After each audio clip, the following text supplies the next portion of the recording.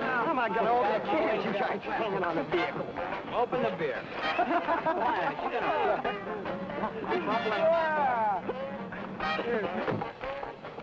Hey, look who's here. Who's here, Gordy? Who's coming to the party so late? No, not coming to the party, going into Hobie's. The cowboy. The bronc rider? Yeah, the pretty one. The one your girl got so shook up about.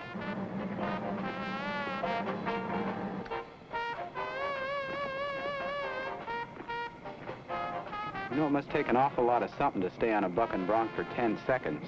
Not when you got Ernie's girl rooting for you. Hi, cowboy. Hi, cowboy. Oh, look, Ernie.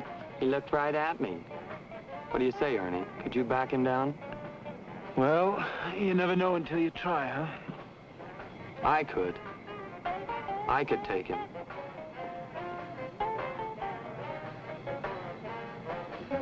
3 hamburgers, 3 coffees, black, and 3 pieces of that pie right there. That should finish you off pretty quick.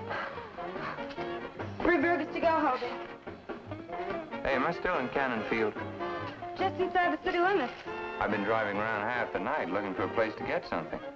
Most places close down pretty early around here. You're at the rodeo. That's right. I thought so. I thought I saw you riding this afternoon. You're the one that made his first ride. First time out, yeah. You didn't get bucked off either. Well, I had some expert advice. Oh, I remember. You're the one whose brother is champion. That's right, he sure is.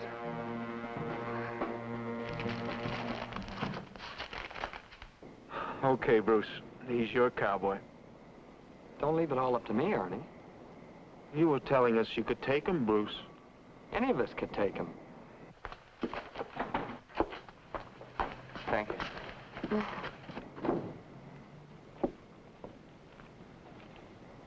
It's all in your mouth, chicken. It's all in your mouth, isn't it?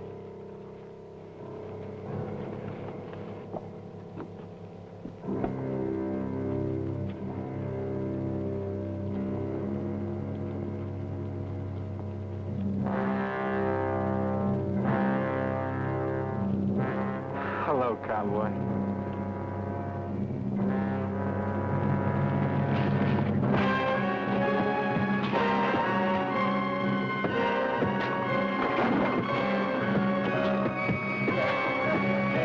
I won't think you look so pretty now.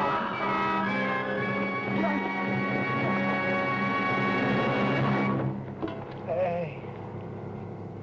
Hey. Oh, my God.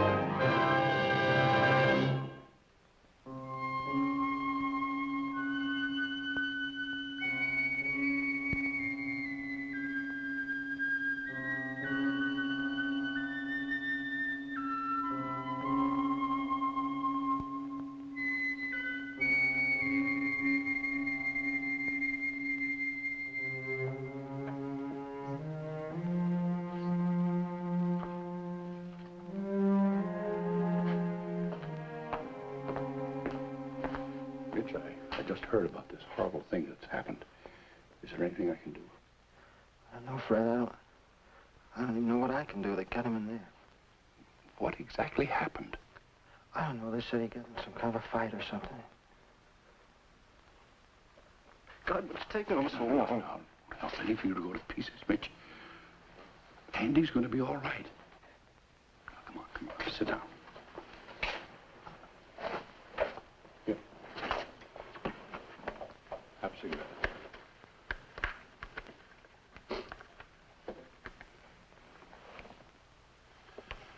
Poor kid. 1 minute on top of the world, his first bronc ride. And a good one. And now this. Mitch, if you... Fred, I just want to talk right now. Okay, I'll leave you alone. If you you don't want to perform the rodeo, just let me know.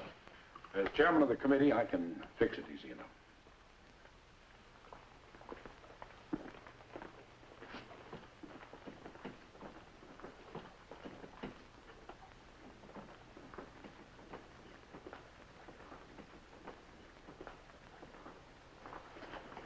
Doctor?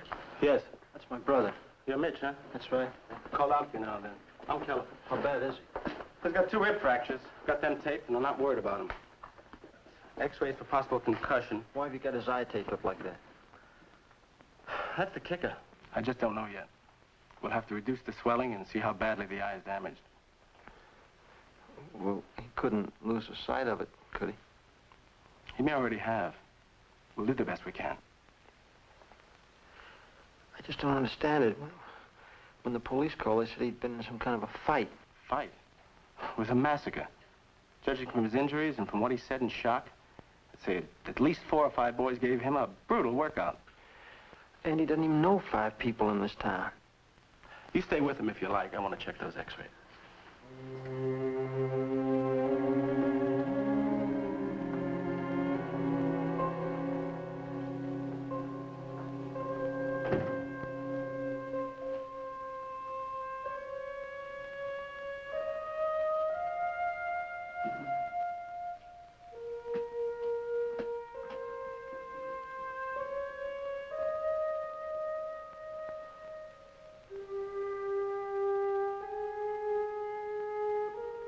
Matt!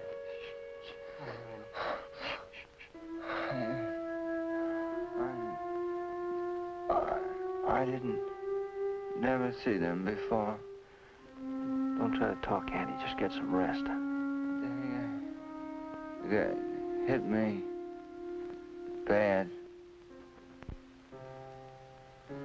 They hit me so... They hit me so bad.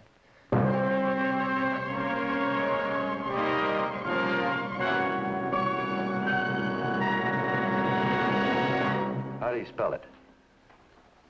Stannard. S-T-A-N-N-A-R-D. Ernest Stannard. My father is Lawrence Stannard. We didn't arrest your father, son. We'll get his name later.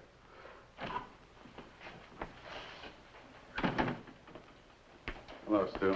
Hi, Chief. I'm sorry I had to call you so early in the morning. What do you got? Well, when I left the hospital, I went up and circled the reservoir. Stannard and Gordon Heath here were in the Heath car, so I buzzed them. They both been drinking beer. The lug wrench is missing from the trunk. I imagine it's in that reservoir. What did they say? Nothing so far. You're taking me pretty far out on the ice, Stu. Suppose the wrench isn't in the reservoir. You think I'm wrong? It would be the first time. Did you call the parents yet? I finally reached them at the country club. I'd have been there myself, except my wife had the virus. Thank goodness I don't have to be elected in this town. Hello, Ernie. Hello, Chief. Gordon. Well, I can't say I'm happy to see you again under these circumstances, Ernie. Well, I didn't have much choice, sir. Not since he got the Sergeant Van Ander doll. Wind it up and arrest Ernie Stannard on suspicion. I don't like that kind of talk, son. I don't think your father'd be happy with it either. I suppose you called him. We called him. What do you know about the beating this kid Andy Guthrie took outside of Hobie's? I don't know anything, sir. Gordon and I were with my girlfriend, Sharon Crosley, for most of the evening. When we took Sharon home, we got a couple of cans of beer and drove up to the reservoir to shoot the breeze for a while. What happened to the lug wrench Miss in your Guthrie? father's car, Gordon? That's right. Sergeant Van Ander, detectives. Oh, Maybe yeah, he they took it gave out me for your something. card down at the hospital. Oh, how's your brother now? He's not too good. He's, kind of concerned about his eye. Oh. Do you, recognize either one of those 2 boys over there? No, I don't think so. They were at the rodeo. I thought maybe you'd seen them talking to Andy. Are they part of the gang that... We think so. You finished, Proctor? Only with the Stannard boy, sir. As soon as you get all the information, bring the papers into me. I'd like to call my mother, sir. I'm sure she's going to be concerned. Chief McMath, this is Andy Guthrie's brother, Mitch. Oh, I've seen Mitch at the fairgrounds many times. Come on into the office, Mitch. I'll tell you what we got and what we hope to get.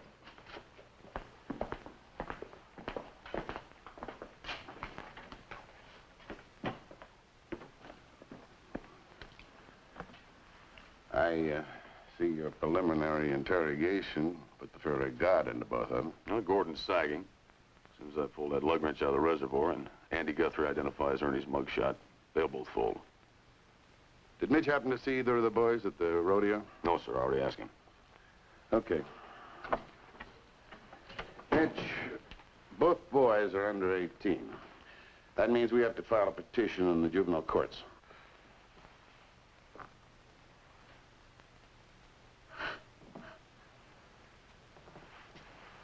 We'll comb the reservoir, and I'll speak to Andy as soon as possible. But then a lot depends on Andy being able to identify these kids in court, huh? An awful lot.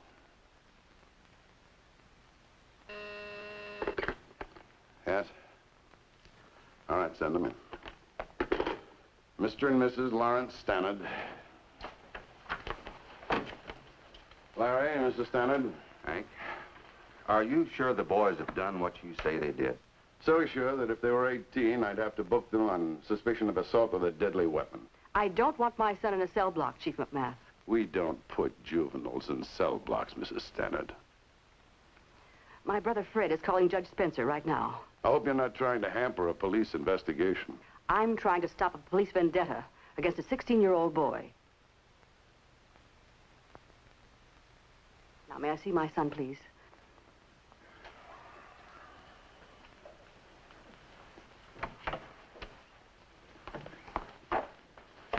Ernie. No, Oh, Mom. darling. Oh, They just arrested me. what happened? Nothing happened. She doesn't seem too worried about what you I know people it'll can be all do. right, dear. Well, the Standards are pretty important people in this town.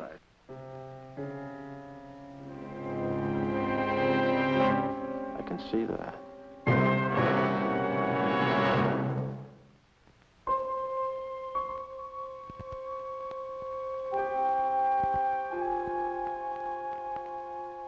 They don't know too much about your eye yet. It's all swollen up. But you ain't gonna be the prettiest thing that ever rode a horse for a while. Might even be the one-eyed wonder, huh? Oh, no, he didn't say nothing like that. The doc just... Well, they don't know yet. It's all swole up, you know? Did they, get the guys that gave me this party? Yeah. Last night. I saw two of them anyway. They're both counting bricks in the jail right now. I'd hate to think they were still in the parking lot. Andy. Did they say anything to you? I mean, like, what did they call you? Names or anything? No. Yeah. Wait a minute. One guy. The one that had the lug wrench. He said to me, "Hello, cowboy."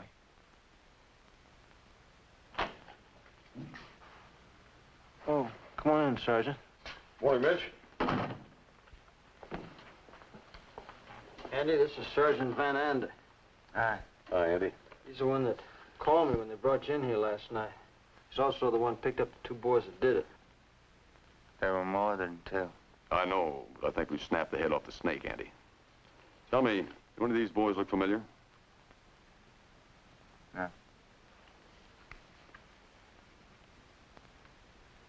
He's the one that led the band. Using a lug wrench for a baton, huh? Well, good. Looks like we're in business. Rest.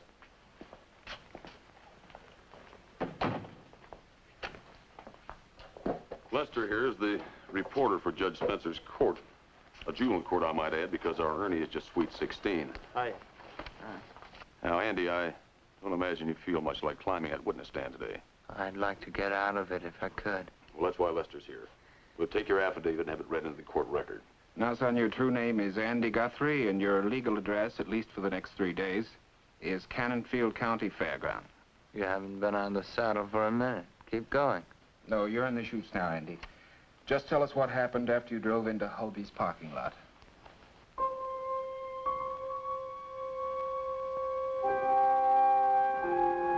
Well, you're gonna stick around. on? I changed my mind. Look, Sarge. Oh, Mitch, don't feel too discouraged about Ernie being cut loose.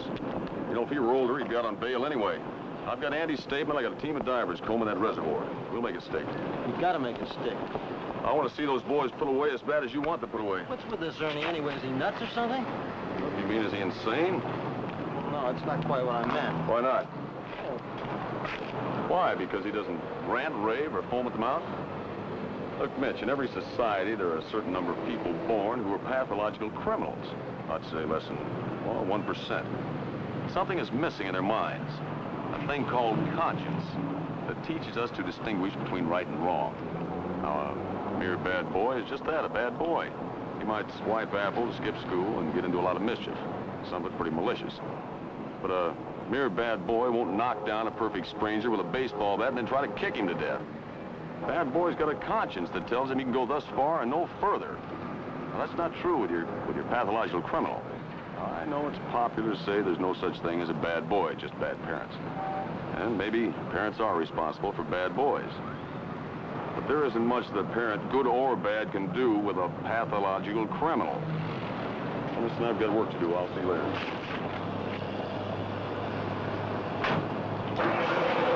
Sarge, are you trying to tell me that Ernie can't tell the difference between right and wrong? Well, I'm a cop, Mitch, not a psychiatrist.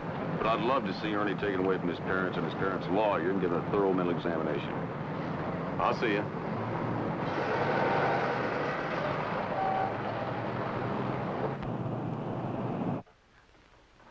You're a beauty, Mom. You know that? Oh, I'm an old woman, Ernie. But it's good to hear.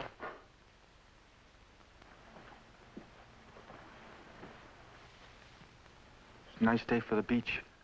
Yes, what a shame we have to lose it in the courtroom. McMath and his merry men.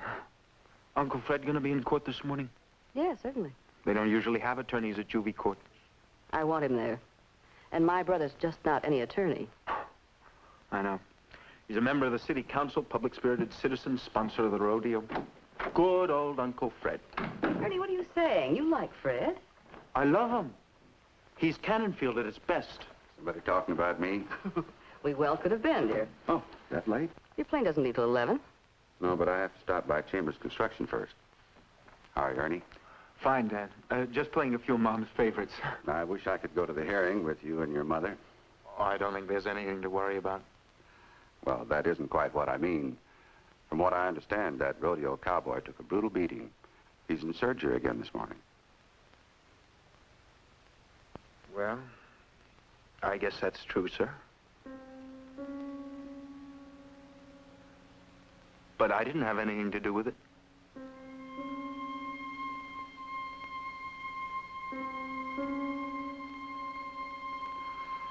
Yes. Yes, that's true. Well, Fred, look after Ernie. You go and be the young lion of Detroit. Well, I don't feel much like a young lion this morning. Have a good flight, dear. I'll call from the airport. Good luck at the hearing, Ernie. I have to dress for this thing.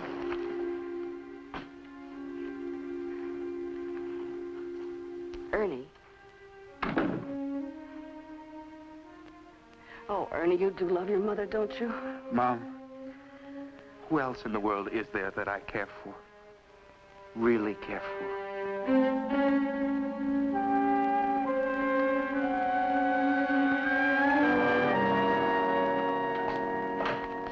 Oh, Mitch. Hello, Fred. I'm awfully sorry about Andy. Well, thanks.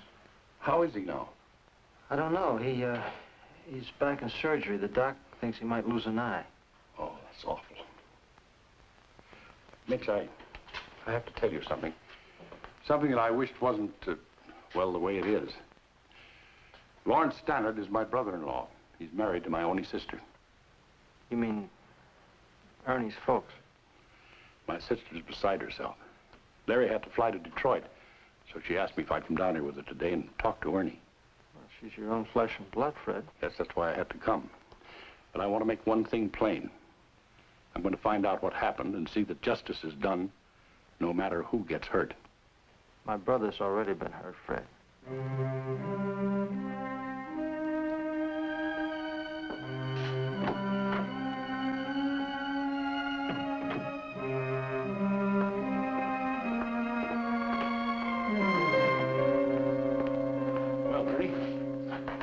Any special reason you had me wait out here? Oh, well, I meant to be here before you.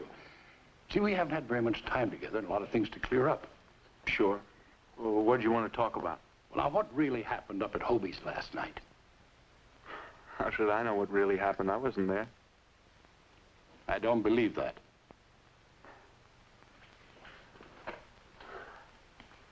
I don't care whether you believe it or not. Just get the case forgotten. But if you're guilty... If I'm guilty, Gordon is guilty, and a lot of others are guilty. All sons of the best families of Cannonfield. The families you're always talking about up at Patriotic Hall. What are you getting at? I'm saying I'm not going to jail. And I'm not letting you settle for a couple of months in a road camp. So take me off the hook, Uncle Fred. Because if I have to go to jail, I'll take a lot of company. You'd hurt so many people. I'd even hurt Uncle Fred Winkler. Wouldn't I? What are you driving at? You forget how many times you've come to dinner.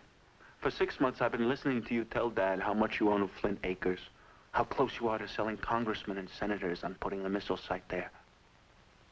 What happens when congressmen and senators hear the sons of your best families are going up the river? Why do you hate so much, Ernie? I don't hate anybody, Uncle Fred. I just understand them. I understand people very well.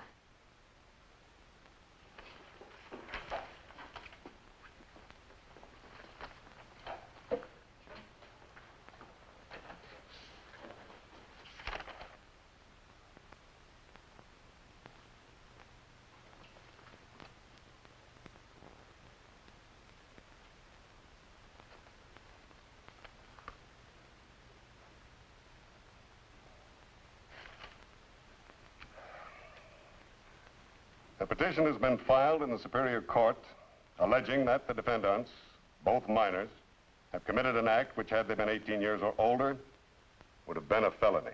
Question. You had never seen him before. You had never spoken to him before. Response, no, sir. And that is the end of Andy Guthrie's affidavit. Signed, sworn to, and notarized.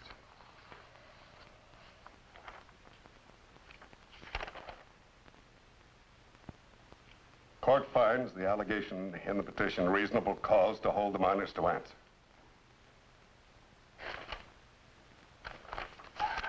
Well, Ernie, this is quite a folder we have here, isn't it? I know, sir. Curfew violations, rioting at the beaches, disturbance of the peace. Actually, this disturbance of the peace represented a full-scale gang fight, didn't it? I don't belong to a gang, sir. Oh, you mean you don't have a name for yours? You don't wear fancy identifying jackets, hmm? I have some friends, sir. Everybody does. I never know quite what to do in these cases. You see, I know the parents. I know the positive aspect they present in this community. But I'm not sure the juvenile court is the place to handle what was apparently a vicious, unprovoked assault. Judge, may I say something? You certainly may. I'd be glad to hear anything the parents have to say. My son denies being in that parking lot. Is his word automatically less than that of an itinerant rodeo cowboy? No, I said what was apparently a vicious, unprovoked assault. Now, I propose to let Andy Guthrie get up in open court and tell his story. And the boys here can do the same. Accordingly, the court certifies that both Ernest Stannard and Gordon Heath be held over for trial in the adult courts on the charge of assault with a deadly weapon. Your Honor, may I be heard? Is it your intention to represent the boys in the adult court? Yes, Judge, it is. All right, go ahead then. Last night, you very kindly released these boys to the custody of their parents. And now I'm wondering if you would set the bail for the adult charge. I hadn't heard that affidavit last night. However, on the charge, they are entitled to bail. Oh, I'm aware that any bail that I might set will be promptly posted. Therefore, I'm going to release the boys on their own recognizance pending a preliminary hearing. Is that satisfactory to you, Mr. Winkler? Thank you, Judge.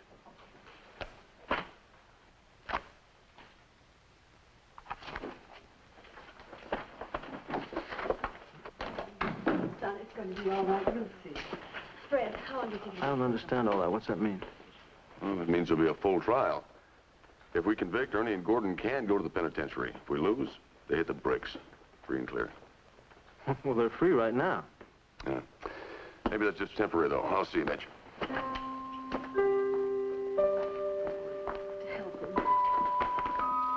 Hello, cowboy.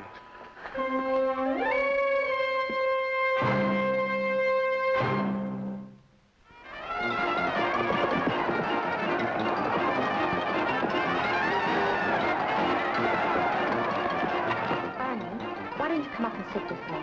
Or let's take a walk around the fairgrounds or something. I told you I have to talk to Gordon. But I don't think he's here. And there's the mark set on Mitch Guthrie's ride. 162. Ernie, you're not going to cause any more trouble, are you? Me cause trouble? Sharon, I told the judge I wasn't in that parking lot. Don't you believe me? Well, I want to, Ernie. I want to. Honey, you go up with Loretta and the other girls now. And tomorrow, I promise you, I'll take you for a ride. You're getting your father's car? Not my father's car.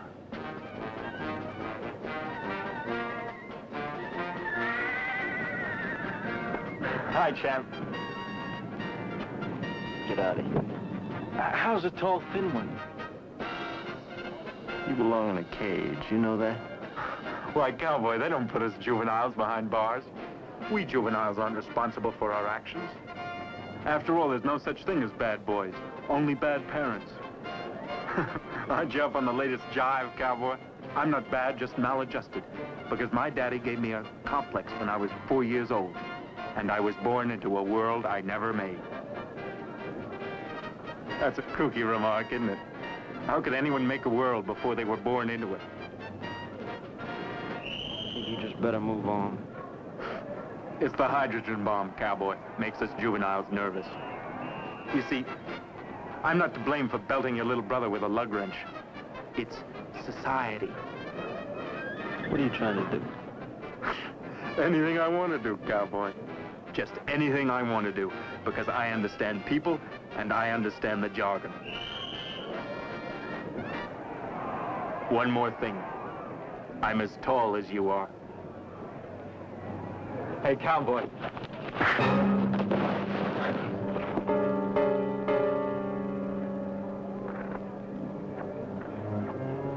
Somebody should have done that to you when you were 6 years old. You're gonna regret that, cowboy. Oh, how you're gonna regret that.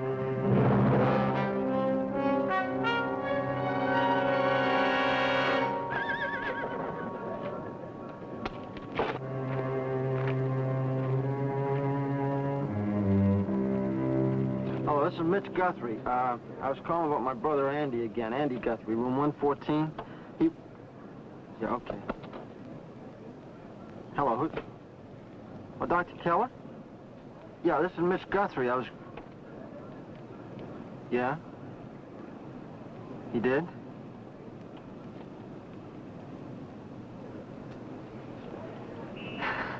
That's awful good news, Doc. Yeah, it's awful good news.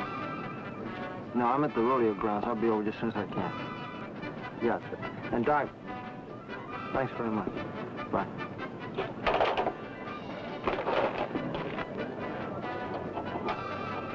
Hey, Mitch, any word on Andy? I just talked to the doc, Fred. He looks like his eye's gonna be okay. Oh, that's great. I'm glad to hear that. Mitch, I wonder if I could talk to you a few minutes about Ernie.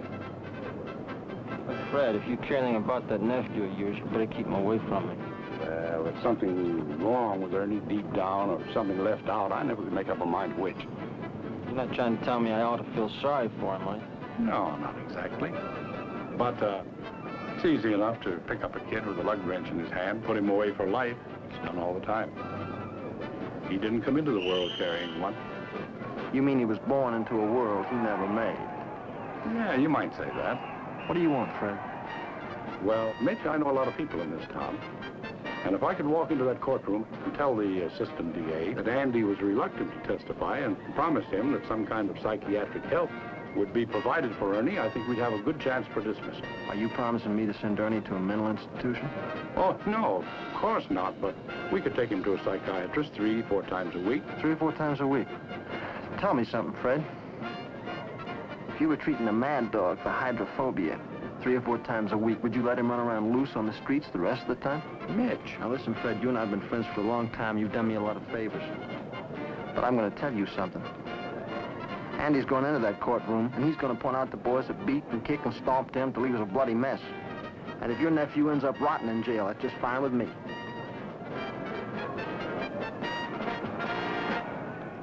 I could have told you my brother would say that. He's not exactly a hater, but when he takes a dislike to someone, he really takes a dislike. Yeah. I knew where he stood when he got through with me.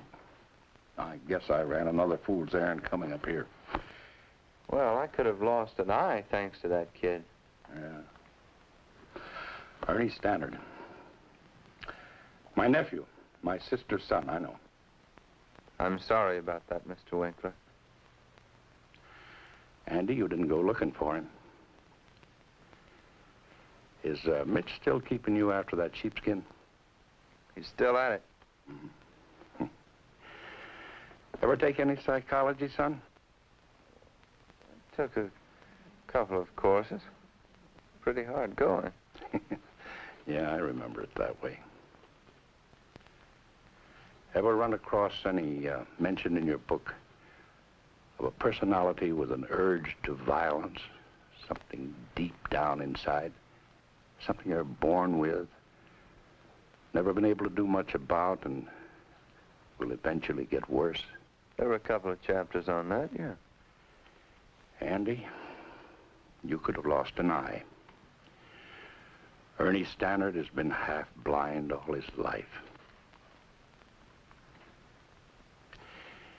Your brother's kind of old-fashioned. No, he hasn't had your advantage. You see, you've studied modern psychology, Andy.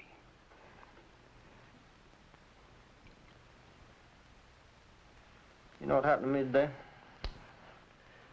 A little talk with Fred Winkler. He's got some wild idea that what them bums needs is a doctor instead of a rock pile. He's a pretty intelligent man, Mitch. He told me a couple of things about Ernie. He also mentioned a couple of things I've learned in those books you're always after me to read. And do you have any idea what you looked like when they brought you in here? No, but I can imagine. He also said that Ernie wouldn't go to prison alone, that he'd take some boys with him. What are you trying to say? Well, Mitch, I told him if he wanted to tell the district attorney that I was a, what do you call it, a reluctant witness. Yeah. And that I might not be here to testify, that it was all right with me. I also signed a paper releasing those boys from any civil action. Andy, are you crazy? That Ernie came at you with a lug wrench and tried to slash your head off with it. Mitch, he's not even 17 years old. They'll send him to the penitentiary. He's 6 feet tall. He weighs more than you do. You going to say it didn't hurt because he wasn't old enough to vote? I'm not saying you're wrong, but it's my eye. Andy, there's more to it than an eye. You can pick up a paper in any town in this country any day of the week and read about something like this happening. That may be true, but listen. You know it's true. Boys of 16 can hurt and maim and kill. And when they do, they got to be taken off the streets and kept off the streets. Because if they're not, you ain't got cities no more. You got jungles.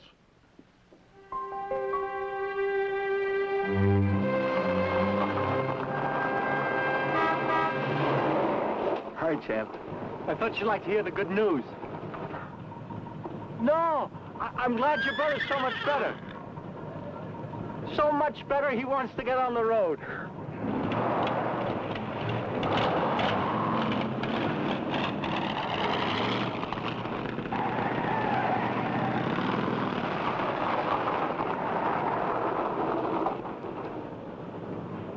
Like the car? Present from my mother, something to take a vacation in. You should have been there when Uncle Fred handed the DA your brother's release on civil charges.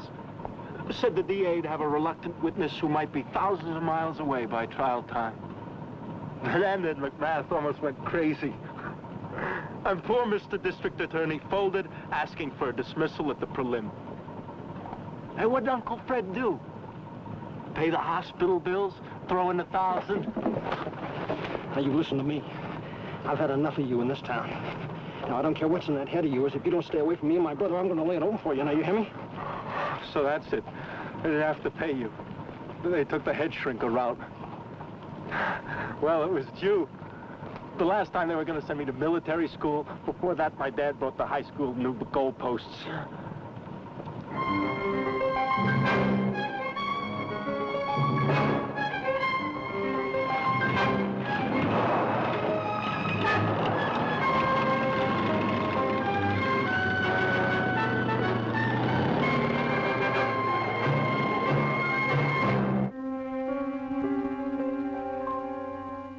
Yes, it was an ordeal, Larry, but it's over now.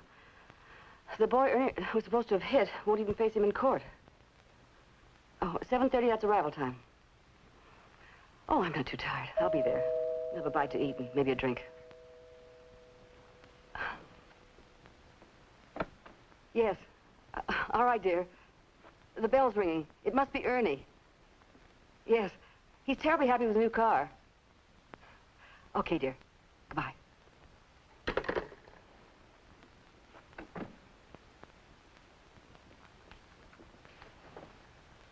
Yes? Mrs. Stannard, I'm Mitch Guthrie. I saw you at the hearing yesterday. I'm glad your brother's better. Yeah, he's better. I saw your son a little while ago. It's a nice car you bought him. What is it you want, Mr. Guthrie? Fred Winkler said that if Andy wouldn't testify, you'd see that your son got some kind of help. Well, my brother has certain opinions. He shouldn't have made any promises or suggestions without my knowledge. Certainly, I'm not bound by what he says. Maybe you just thought he could buy us off, only Fred knew better, huh? This is not a pleasant conversation. This is I'm a not pretty sure impressive town you got here, Mrs. Stannard. Nice houses, nice people. It's kind of impressive the way when something happens, everybody, well, people like you and Fred Winkler and the Heaths all sort of help each other out. That's nice. Well, it's hardly any of your business now, is it? No. Andy and I, kind of out of our league, Buck, and all that. Ernie told me so. I guess we're lucky we didn't come off any worse than we did. Well, I'm glad you feel that way about it. Now, if you'll excuse me. I'm not finished, Mrs. Stannard. You know something? I could have hated you people for what happened to Andy. And then what happened afterwards. But I don't, not now anyway. You think you won something today, but you're wrong. You got a tiger turned loose to run down your streets. You're speaking about my son. There's something wrong with your son, lady. Now, maybe you can't face it, but deep down inside of you, you got to know what I'm talking about. Next time, he may not pick the kid brother or some itinerant rodeo cowboy. Next time, he may not kill a stranger. I don't have to listen to this. You better listen, because you got to do something about your son, or he's going to wind up killing somebody. Now, how much good do you think all that love's going to do him then?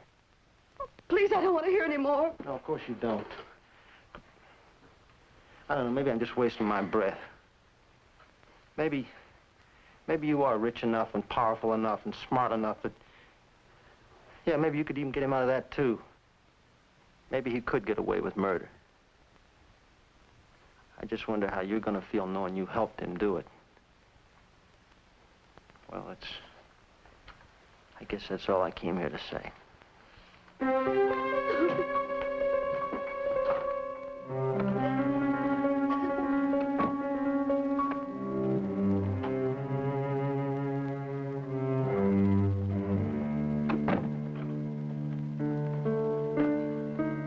Hi, Mom. Hi, dear. I just saw Guthrie get into a station wagon and drive away. Yes. Yes, he was here for a few minutes. Looking for me? No, he had something to say to me. A cheap bum. He doesn't seem to know when he's well off. Oh, Ernie, forget Mitch Guthrie, please. Darling, you do trust me, don't you? Sure, Mom. If I asked you to do some things for me, will you do them? Well, I guess so. Will you go with me to the plane to meet your father?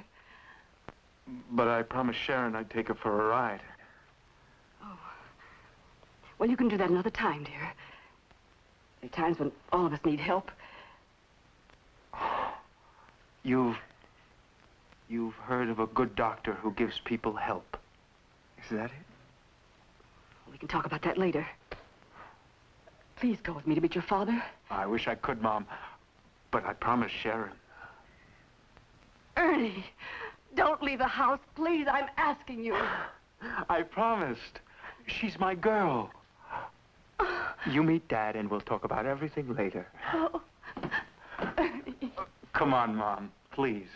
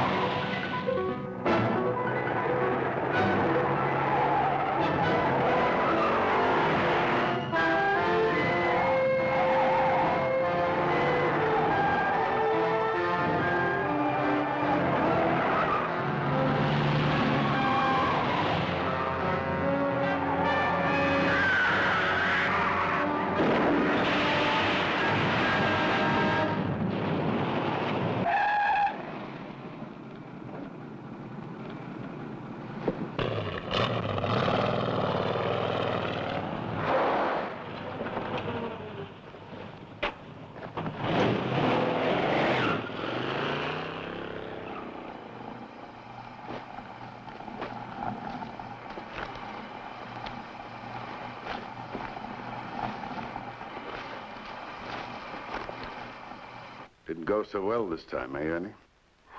Chief, you don't believe that story. Of course I believe it. But what would I have to gain? The charges are dropped. I was freed today. He's the one that's out for revenge because what he thinks I did to his brother. Now listen, Stannard. Look, would I go after him with Sharon in the car? Wouldn't I drop her off first? She's my girl.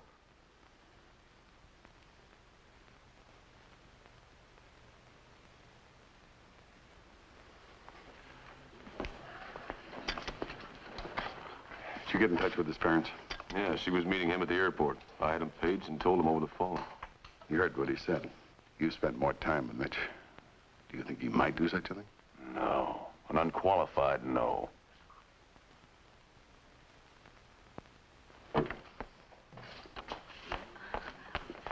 Ernie. Ernie, darling. Oh. I'm so glad you two are here.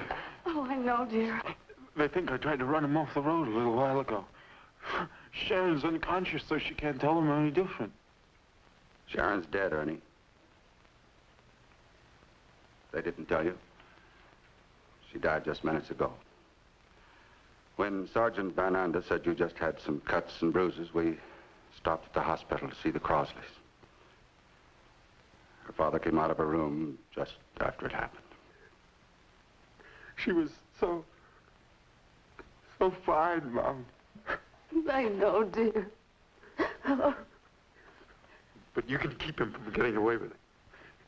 You can tell him I left the house just to take her for a drive in the new car. No, Ernie, I can't. I knew when you left the house. You were going after Mr. Guthrie. I told myself it wasn't so. God forgive me for that. Mother, you don't know what you're saying. I never stopped, Ernie. Not then or ever. Nobody stopped him.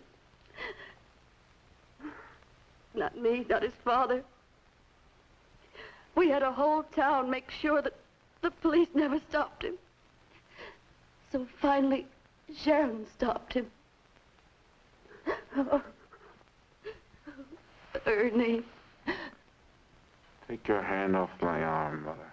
Ernie.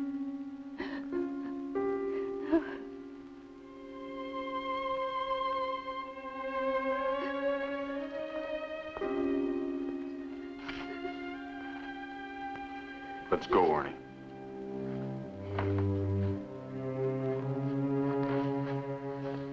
What is it they're always saying in politics? Uncle Fred would know. Those who are not with me are against me.